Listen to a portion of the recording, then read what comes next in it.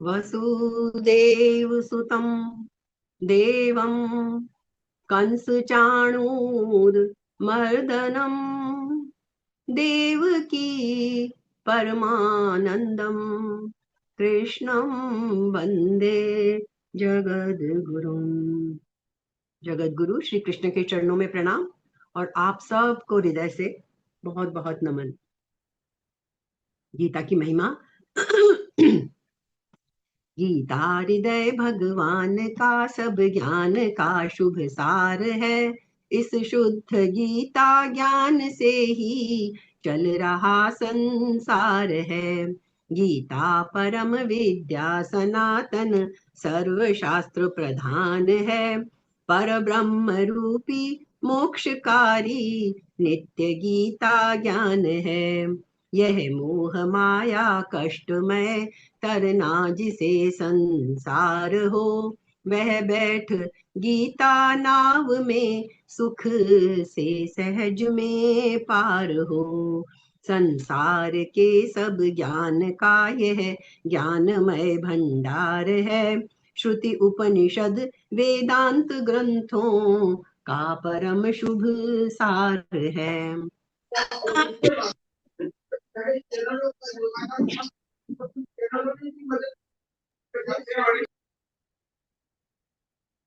तो हमारा जो 8वां अध्याय चल रहा है, थोड़ा सा लंबा खिंच गया। पिछली बार हमारा जो चल रहा था विशेष विश्लेषण जो चल रहा था, गहराई से हम समझ रहे थे श्लोक नंबर 18, 19, 20 को। अब वो ऑलमोस्ट हमारा हो गया था पिछली बार 20 तक। थोड़ा सा एक दो चीजें रह गई थी, तो हमें हड़बड़ी क्या है, हम वो चीजें समझ लेते हैं क्योंकि वो हमारे काम की हैं। तो हमने 20 में क्या देखा था, क्या कहते हैं कृष्ण, कि वो जो अव्यक्त सूक्ष्म, सूक्ष्म से भी सूक्ष्म अत्यंत श्रेष्ठ भाव स्वरूप जो अव्यक्त ईश्वर है, वह संपूर्ण प्राणियों के नष्ट होने पर भी नष्ट नहीं होता। ये बात आई थी हमारे सामने।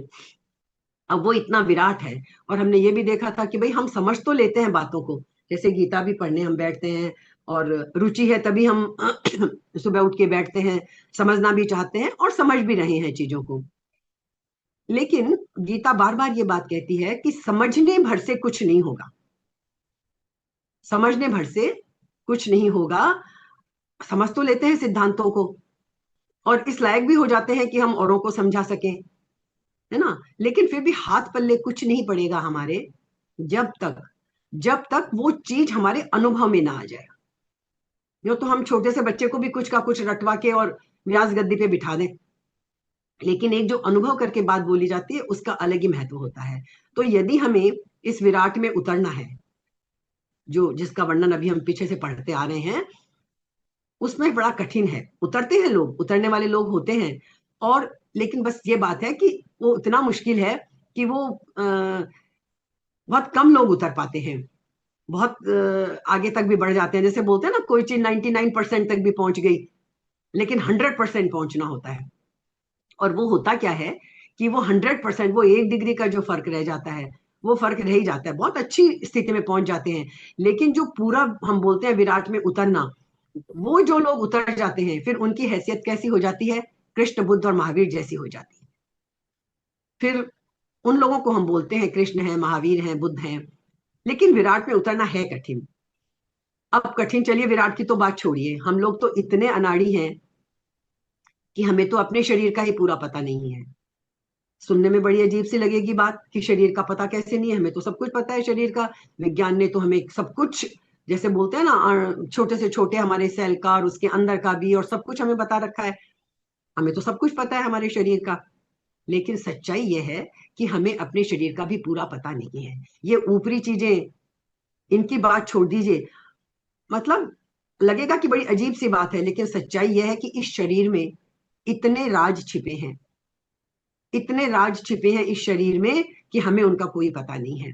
और इन्हीं राजों की खोज, ये जो सीक्रेट्स छुपे हुए हैं, इन्हीं की खोज जो है वो हमारे सारे योग में और तंत्र में और समस्त धर्मों में की गई है।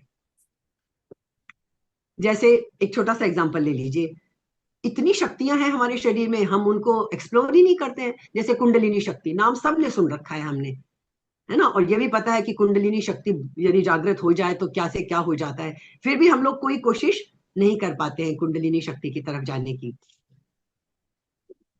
तो ये तो समझ लीजिए, कुंडलिनी शक्ति तो व्यक्त का हिस्सा है, शरीर तो व्यक्त है ना। कृष्ण तो यहाँ अव्यक्त की बात करते हैं। तो अव्यक्त तो छोड़िए, हम कह रहे हैं शरीर जो व्यक्त है, हम तो उसकी शक्तियों को भी नहीं पहचान पा रहे हैं। और ये क्या है, ये समझ लीजिए ऐसा है कि घर में ही तो खजाना गड़ा हुआ है हमारे, मतलब हमारे शरीर में ही इतनी शक्तियां छुपी हैं, हमारे पास इतना बड़ा खजाना है, लेकिन हम मानो दूसरों के घर भीख मांगते फिर रहे हैं। घर में खजाना गड़ा है लेकिन हमें पता ही नहीं है। यदि पता नहीं है और उसको हम खोदने की कोशिश ही नहीं कर रहे हैं उसको पाने की, तो फिर तो हम हमारे लिए वो खजाना है या ना है बराबर है। तो इसलिए हमारे शरीर में अद्भुत शक्तियां छिपी हैं, ये बात हमें कभी कभी तो पता चलती है, ध्यान में भी आती है, लेकिन हमें पता ही नहीं है क्योंकि हम उसकी तरफ ध्यान ही नहीं देते।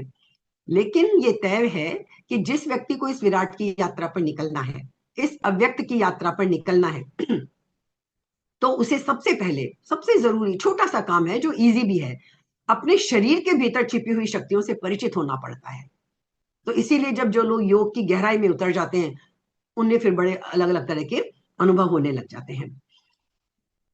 अब क्या कहते हैं हम, कि यदि हम इन शक्तियों को पहचानना क्यों जरूरी है, शरीर की शक्तियों को, क्योंकि शरीर की शक्तियों के सहारे हम अपने मन की छिपी हुई शक्तियों को खोजने में समर्थ हो जाते हैं। और इतना तो हम सब जानते हैं कि मन में तो बड़ी शक्तियां हैं, मन तो बड़ा बलवान है, हम सब जानते हैं। तो मन बहुत बलवान है, उस तक पहुंचने के लिए पहले हम एक बार शरीर की राज जान लें तो मन तक पहुंचना आसान हो जाएगा।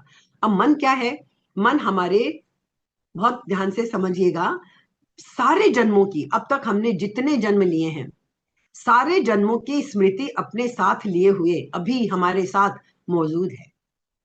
ये मन में हमारे पिछले सारे जन्मों की, जो आप देखते हो ना पास्ट रिग्रेशन में, जाना, पीछे के जन्म देखना, उनसे ट्रीटमेंट करना, ये आजकल तो बहुत ही ज्यादा ही चल रहा है। तो मन में हमारे समस्त जन्मों की स्मृति हम अपने साथ लिए हुए हैं, और कब किस जन्म की कोई बात कहीं अटके हुए है और जिसकी वजह से इस जन्म पे ये असर पड़ रहा है, ये सब बातें हम लोग थोड़ी बहुत तो सब जानते हैं। तो हमने जो कुछ भी किया है अब तक, इस जीवात्मा ने जो भी कुछ किया है अनंत अनंत काल में, इस जन्म के पिछले जन्म नहीं, कई कई जन्मों तक, उन सबकी स्मृति एनग्रेव्ड है हमारे इस मन पर।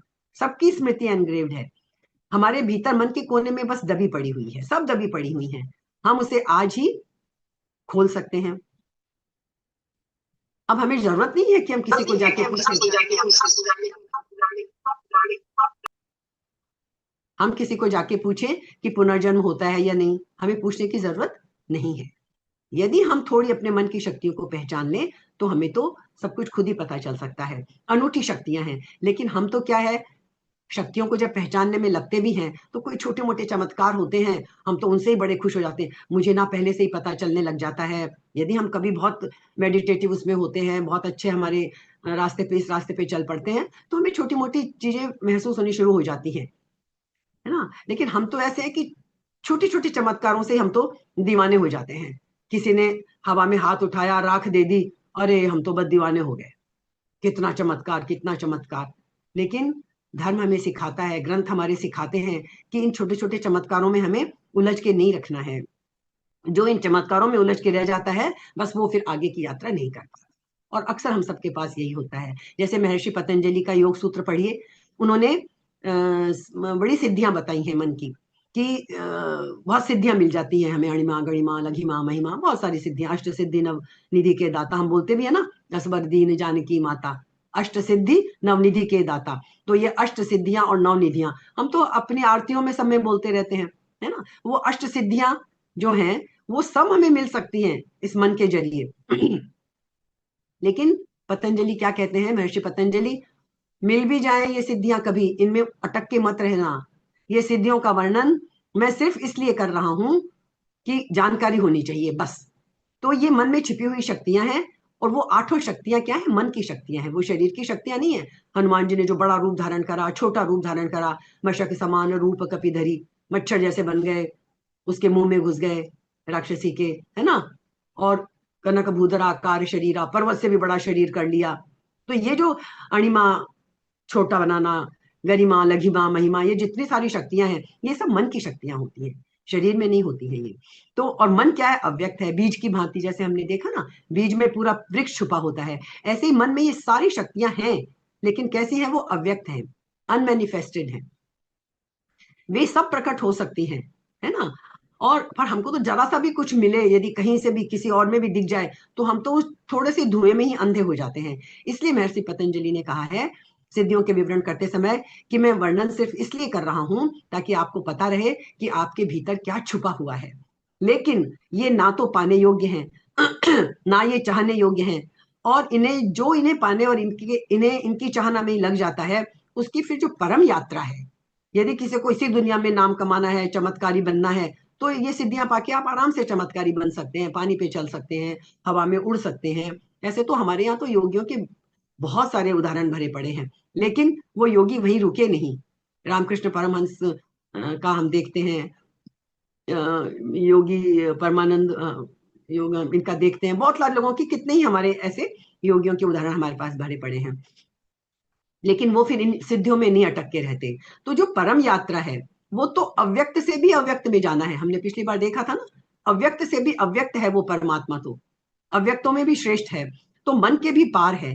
लेकिन मन की ये छिपी हुई शक्तियां यदि हम जगा लें तो फायदा क्या होगा हमारा? हमें उनमें अटक के तो नहीं रहना है, लेकिन उससे फायदा ये होगा कि यदि हम समझदार हैं और इन शक्तियों के मोह में ना पड़े, हालांकि बड़ा मुश्किल है, एक बार हमें कोई शक्ति मिल जाती है तो हम तो उसको उसका प्रदर्शन करने में लग जाते हैं कि पता है मुझे ऐसा होने लगा है, पता है मुझे ऐसा है। जरा सा कभी ध्यान करने बैठते हैं तो लोग बड़ी जल्दी पहली दूसरी बार में ही, हमें तो यहाँ कुछ लाइट सी दिखी, हमें तो ये दिखा, हमें तो वो दिखा, और बड़े चमत्कृत से हो जाते हैं ये अटक के रहने की बातें नहीं है, ये तो फिर वही हुआ कि पहली सीढ़ी पे रुक गए हम, और सीढ़ी भी कहाँ, अभी तो सीढ़ी के तो चढ़ना अलग ही बात है।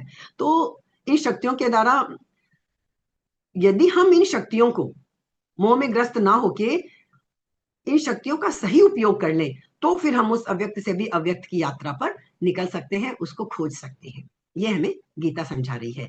अब कोई भी शक्ति हमारे पास है, किसी भी तरह की, चाहे शारीरिक शक्ति है, हम उसके दो उपयोग कर सकते हैं। या तो जो लोग बलवान हैं वो उस शक्ति को दूसरों को तंग करने में लगा देते हैं कि मैं तो इतना शक्तिशाली हूं, जरा करोगे एक हाथ मारूंगा, और दूसरे होते हैं जो उसको दूसरों की रक्षा में लगा देते हैं। तो हम हर शक्ति के दो इस्तेमाल कर सकते हैं।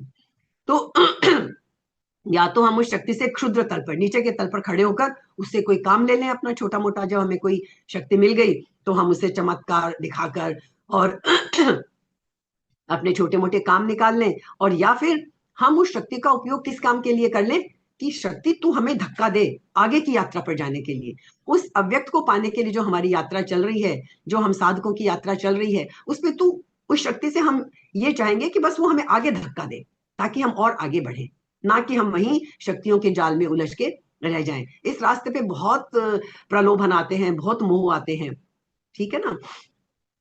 तो जैसे अभी समझ लीजिए हमें आर्थिक रूप से हम बहुत संपन्न हैं, तो दो तरीके हैं। या तो हम क्या करेंगे, उस आर्थिक में, उस अर्थव्यवस्था में, उसको मैनेज करने में हम उसी में उलझ के रह जाएंगे, हम उसी में उलझ के रह जाएंगे कि अब तो मेरे पास इतना पैसा है, मैं कैसे मैनेज करूं इसको और कैसे बढ़ाऊं। ये तो आप देखिए जिसके पास जितना ज्यादा पैसा है उसकी भूख उतनी ही बढ़ जाती है। जो भी आप बड़े बड़े उद्योगपति और सब देखते हैं, इनके पास कोई कमी थोड़ी है, लेकिन फिर वो उससे बहुत सारी चीजें जुड़ जाती हैं, और पावर और पावर और पैसा। तो एक इसका दूसरा उपयोग हो सकता है कि यदि आपने खूब कमा लिया है यदि अब आपने अपनी वासनाएं थोड़ी कम कर ली हैं, तो आप क्या कर सकते हो, अब उस पैसे से आप निश्चिंत हो सकते हो कि भाई अब, क्योंकि रोटी कपड़ा मकान या और जो बेसिक नीड्स हैं जीवन के लिए, उनकी व्यवस्था यदि आपने कर ली है, जितना एक रीजनेबली जरूरत है, जरूरत के भी अलग अलग पैमाने हैं, लेकिन हाँ आज के जमाने के हिसाब से, आपके स्तर के हिसाब से एक रीजनेबली यदि आपके पास हो गया है, तो अब उसमें और शून्य जोड़ते जाना बैंक बैलेंस में, बस। तो फिर एक तो वो काम कर सकते हैं, दूसरा आप उससे निश्चिंत होकर और आप आध्यात्मिक रास्ते पे आगे बढ़ सकते हो कि मुझे तो अब इस रास्ते पे आगे चलना है। तो इसकी थोड़ा 2 मिनट का टाइम लगेगा, लेकिन एक वास्तविक घटना है द्वितीय विश्व युद्ध के बाद की, सेकेंड वर्ल्ड वॉर के बाद की एक घटना है स्विट्जरलैंड की। ये शक्तियों का कैसे उपयोग किया जा सकता है, किसी भी शक्ति का, शारीरिक शक्तियां, मानसिक शक्तियां तो बहुत बड़ी बात है, हमारे हाथ में जो पैसा आ जाता है उसका भी हम कैसे सदुपयोग या दुरुपयोग कर सकते हैं, ये समझने के लिए ये एक सच्ची घटना है। स्विट्जरलैंड में एक गरीब दर्जी था, छोटी सी दुकान चलाता था और मतलब गरीबी में जीता था। तो दूसरे महायुद्ध के पहले की घटना है। उसको एक 10 लाख की उसकी लॉटरी खुल गई। अधिकारी आया, एड्रेस ढूंढते ढूंढते देखा और अच्छे से जांच पड़ताल की और फिर उसको बोला कि भाई तुम्हें 10 लाख की लॉटरी मिल गई है, भगवान का धन्यवाद दो। तो उसने कहा धन्यवाद तो पीछे दूंगा, जरा एक बार बाहर चलो। और उसने अपनी दर्जे की दुकान को ताला लगाया और चाबी पास के कुएं में फेंक दी कि अब तो इतना पैसा आ गया, अब मैं ये काम थोड़ी करूंगा कोई। और पैसे उसको मिल गए, 10 लाख रुपए। 1 साल बाद उस आदमी को देखा गया, उसकी हालत पागलों जैसी हो गई थी। मतलब उसको पैसे का उपयोग करना नहीं आया। उसने क्या किया? पैसे का दुरुपयोग किया। कौन सा गलत काम था जो उसने नहीं किया? इसका मतलब उसके अंदर वासनाएं थी, पैसा नहीं था इसलिए वो पूरी नहीं कर पा रहा था। कोई काम उसने जो गलत काम है वो नहीं छोड़ा। शराब पी, मतलब नशे किए खूब, वेश्याओं के पास गया, रात रात भर जागता रहा, ऐश मतलब वो व्यसनों में डूब गया, अय्याशी में डूब गया, सब तरह से बर्बाद हो गया। 10 लाख रुपए क्या होते हैं? साल भर में उसके 10 लाख रुपए खत्म हो गए। 1 साल बाद उसके पास एक पैसा भी नहीं बचा था। आकर चाबी तो कुएं में फेंक दी थी, ताला तोड़वाया और दुकान में फिर आके बैठा। लेकिन इस 1 साल में ही वो 10 साल बूढ़ा हो गया था। हम यदि रिवर्स यात्रा करें तो अभी भी हमारे लिए संभव है कि हम 1 साल में 10 साल पीछे भी पहुंच सकते हैं। और यदि हम गलत रास्ते पे चले तो हम 1 साल में 10 साल बूढ़े भी हो सकते हैं। तो चलिए यहां तक तो ठीक है, उसको फल मिल गया। अब मजा एक और हुआ, ये सच्ची घटना है। मजा क्या हुआ? 1 साल बाद फिर उसकी लॉटरी लग गई, वही 10 लाख की लॉटरी। अधिकारी फिर आया उसके पास, तो उसने उस अधिकारी को देखते ही कहा क्या फिर वही वैसा ही कोई झंझट लेके आ गए हो? उसने कहा झंझट की क्या बात कह रहे हो, तुम्हारी फिर 10 लाख की लॉटरी लग गई है, भगवान को धन्यवाद दो। उसने कहा धन्यवाद तो पीछे दूंगा, पहले जरा लॉटरी के कागजात दो। उसने दिए लॉटरी के कागजात। उसने सबसे पहले वो कागज लेके फाड़ के कुएं में फेंके, जैसे पिछली बार चाबी फेंकी थी।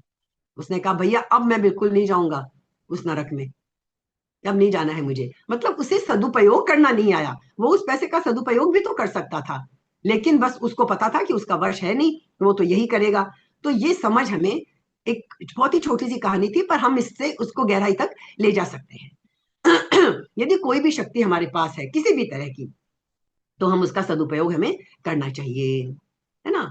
तो होता क्या है, हमें कोई शक्ति मिलती है तो हम उसको और निर्बल होने के काम में ले आते हैं। कोई चीजें हमें मिल गई तो हम उसके मोह में फंस जाते हैं। सौंदर्य मिला है समझिए, अच्छा शरीर मिला है, स्वस्थ है, पैसा है, तो हम उसको अहंकार को पोषित करने में, दिखावा करने में, हम उस शक्ति से और अपने आप को निर्बल करने में लग जाते हैं। और जो समझदार हैं वे क्या करते हैं, वो दुर्बल भी होते हैं तो अपनी उस एक शक्ति के बलबूते पे अपने आप को और मजबूत बनाते हैं। उस एक शक्ति से वो नई शक्ति की खोज करते हैं और परमात्मा की तरफ, उस अव्यक्त की तरफ आगे कदम बढ़ाते हैं। तो ये हमको समझना है, मन में अव्यक्त शक्तियां छिपी हैं। जैसे ही कोई व्यक्ति, और अब ये कैसे पानी है ये शक्तियां, बार बार गीता हमें समझाती है और हम बार बार इसका जिक्र भी करते हैं, ध्यान में उतरना शुरू करें।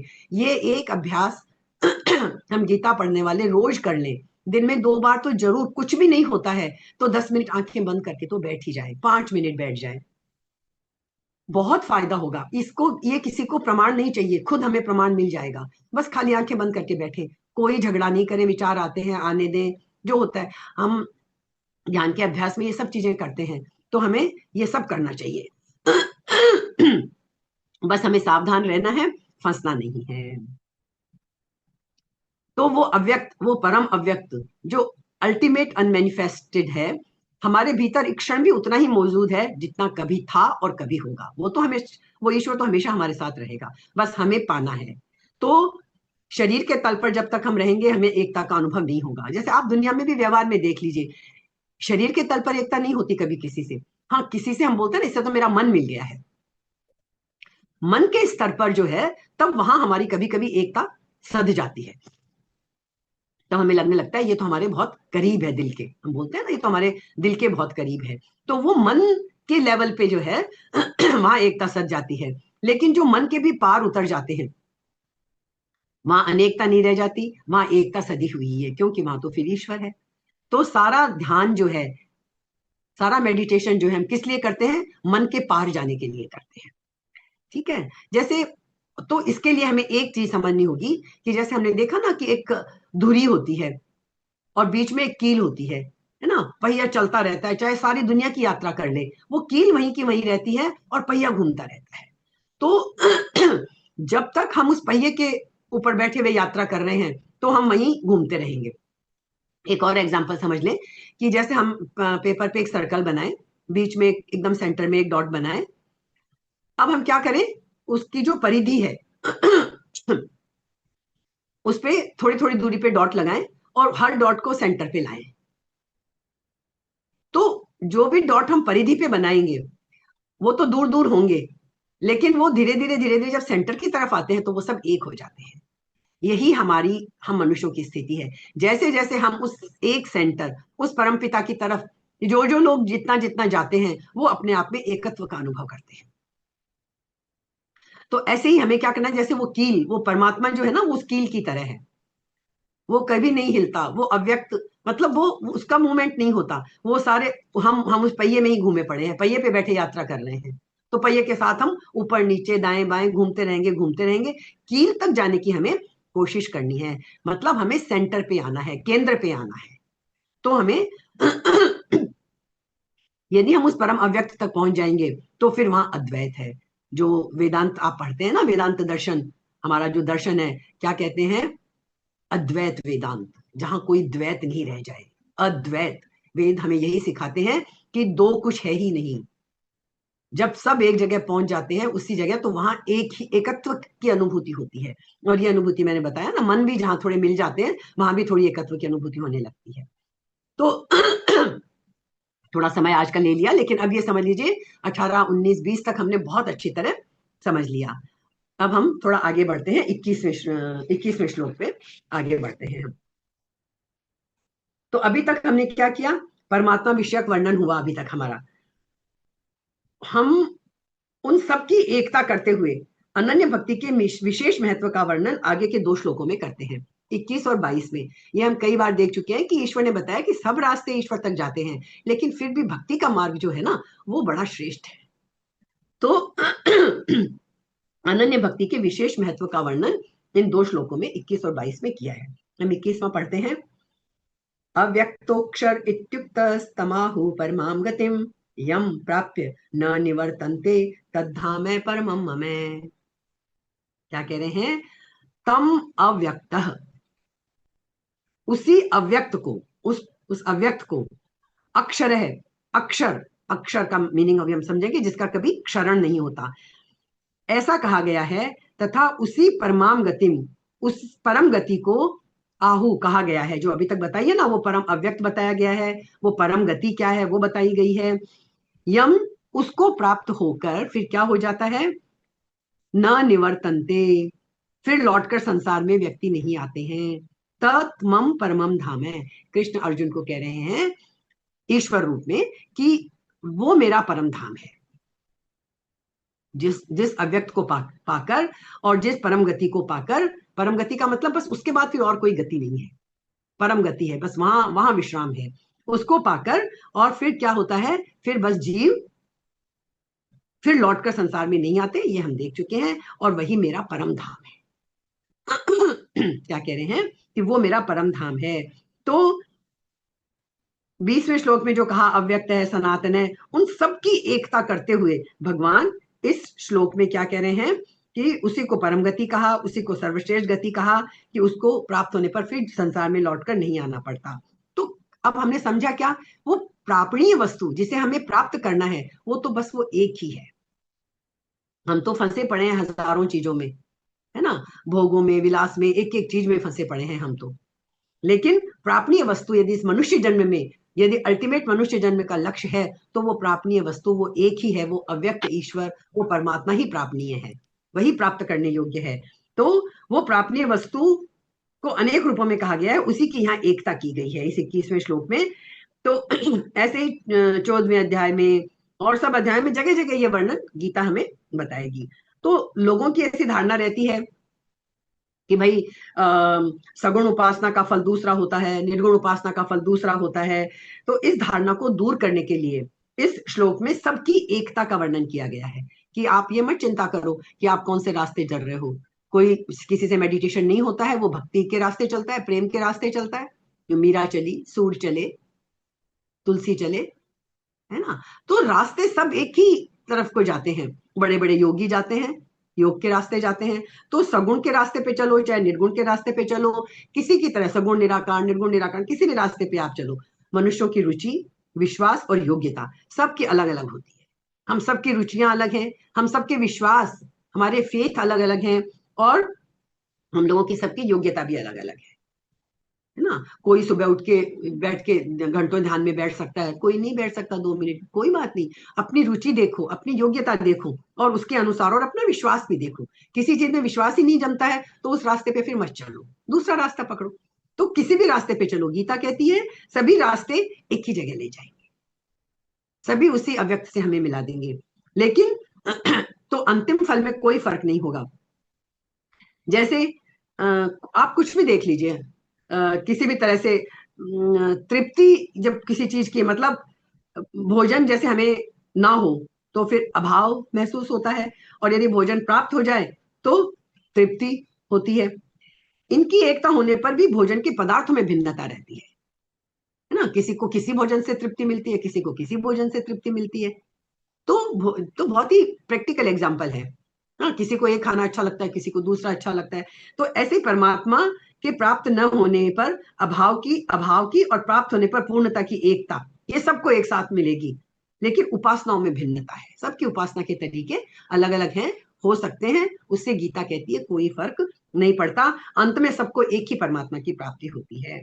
और ये हमने देख ही लिया कि ब्रह्म लोक तक जितने लोग हैं सब में जा जाके लौट के आना पड़ता है। उससे भी परम जो अव्यक्त है वो पाकर फिर इस संसार में लौटकर नहीं आना पड़ता। भगवत धाम प्रकृति से भी परे है, अविनाशी है, वो परम धाम जो इस 21वें श्लोक पे कहा है कि क्या कहा, तद धाम है परमम मम।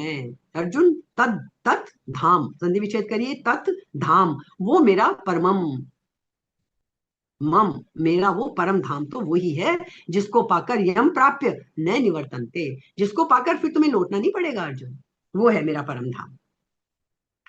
तो अब हमने ये भी समझ लिया कि अब हमें उसके बाद में फिर लौट कर नहीं आना पड़ता। तो मतलब कहने का क्या हुआ इस 21वें श्लोक का, अव्यक्त अक्षर आदि नामों तक पहुंच, मतलब हमें बस पहुंचना उस एक तत्व तक है। उस तत्व तक जब हम पहुंच जाएंगे तो फिर क्या होगा, फिर लौट के हमें नहीं आना पड़ेगा।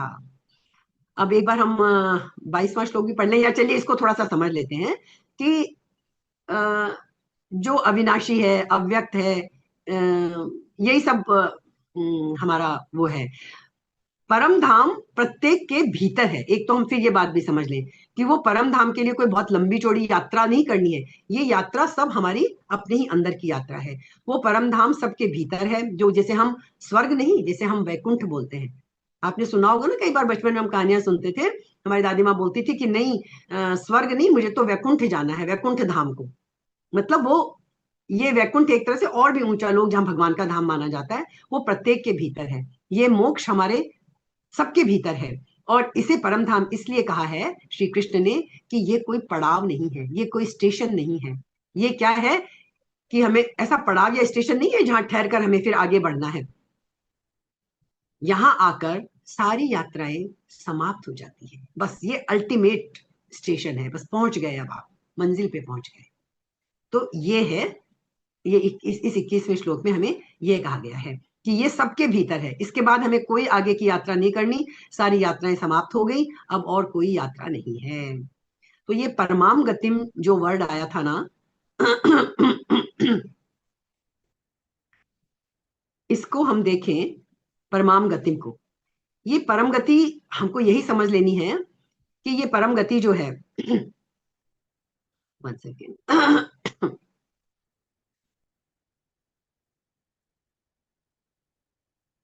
अब अब हमें करना क्या है, एक अर्जुन से क्या कहते हैं कि जो अव्यक्त और अक्षर कहा गया ना,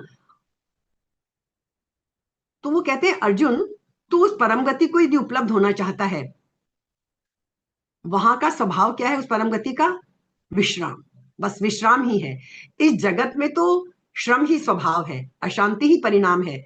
इस जगत में रहते हुए तो हम उस जगत की कील पर ही घूमते रहेंगे, कोई विश्राम हमें नहीं मिल सकता। यदि विश्रांति की खोज में जाना चाहते हैं तो हमें अपनी चेतना का, अपने अवेयरनेस का वो तल, वो हमें बदलना पड़ेगा। परिधि से हटकर हमें सेंटर पे जाना पड़ेगा, केंद्र पे जाना पड़ेगा। ऐसे ही संसार से हटकर हमें उस ब्रह्म पर वहां जाना पड़ेगा, वहां अपनी चेतना को हमें ले जाना होगा। ये बात हो गई हमारी। और उस गति को, उस परम गति को पाने के लिए भीतर एक ऐसी यात्रा करनी पड़ेगी जिसमें हमें इन पैरों की कोई जरूरत नहीं है। दुनिया के तीर्थ करने के लिए तो हमें पैरों की जरूरत है, स्वस्थ शरीर की जरूरत है, लेकिन इस अंदर की यात्रा के लिए, भीतर जाने के लिए हमें कोई पैरों की जरूरत नहीं है। ये एक ऐसी यात्रा हमें करनी पड़ेगी जिसमें इंद्रियों का उपयोग नहीं होगा। ये जो इंद्रियां हैं हमारी की पैरों से करें ये करें, उनका अनुपयोग होता है। इनको हमें शांत करना पड़ता है। इन इंद्रियों के जितने विषय हैं उनसे अपना ध्यान हटाना पड़ता है। और मन का सहारा भी यहाँ नहीं लेना पड़ता, मन का सहारा छोड़ना पड़ता है।